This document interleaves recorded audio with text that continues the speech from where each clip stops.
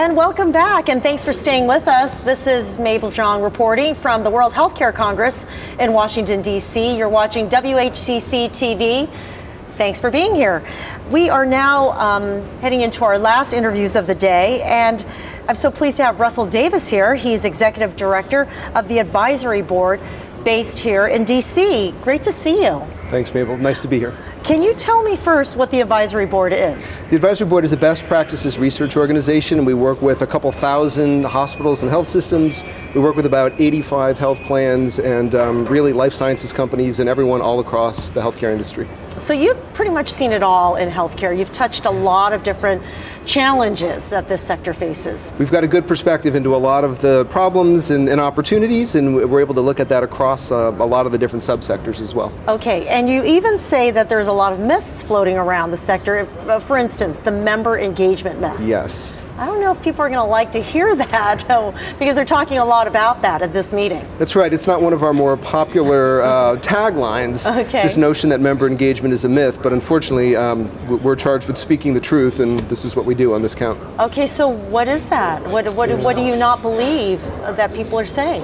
Everyone's trying to create member engagement, and I think when you get health plan execs in a candid moment, they will tell you that they are not particularly good at instilling member engagement. That's just the honest assessment, and they'll tell you as much. We brought together a group of 50 health plan execs who are responsible for member engagement last year in our offices. And right away the problem became clear. What we found is that when they're talking about member engagement, they're really talking about what it is that the plan wants from the member, as opposed to what the member can actually get from the plan. And so there's a disconnect right away that's problematic, and that's the foundation on which they're basing everything. But isn't that where engagement starts? One party wants something from the other, so you're figuring out strategies on how to achieve what you want. That's exactly right, and there are, you'd like that to be at least bi-directional, but ideally you'd like to start with, well, what does the member need, and let's organize around that. And unfortunately, that's not the way that the plans are constructed, and it's not the way that they function. We looked at not just that conversation, obviously we did a lot of research. If you look at the academic research around engagement, you find that engagement is characterized by three things. It's immersion and passion and activation.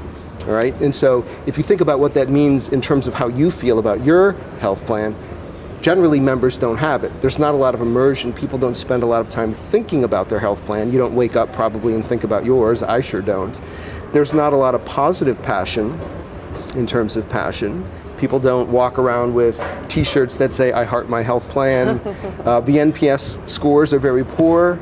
We found research that says people are more likely to refer someone to their dentist than to their health plan. I mean, this is a guy who literally drills in your face, right? So the passion's not there. And then activation, we don't do what health plans want us to do. We don't eat right, we don't sleep right, we drink too much or not enough, we don't take our medicine, we don't go to the doctor. If we do, we're going to the wrong place. Okay. So you look at immersion and passion and activation, and you got to conclude, yeah, there's no engagement there. Okay. I think I need to ask you to play fair, Russell. So you're saying all these things, and you're saying you're dissing them on what they're trying to do, and they're not doing it well in your opinion. So what should they do? What's the advice? Give them some guidance. Yeah. So advise. That's right. So the core message, it's interesting because we deliver this message and we're very clear in saying we don't see member engagement, we don't think it's ever been there, we don't see evidence of it today, and we're not convinced that you're going to be able to build it in the future the way that you're defining it.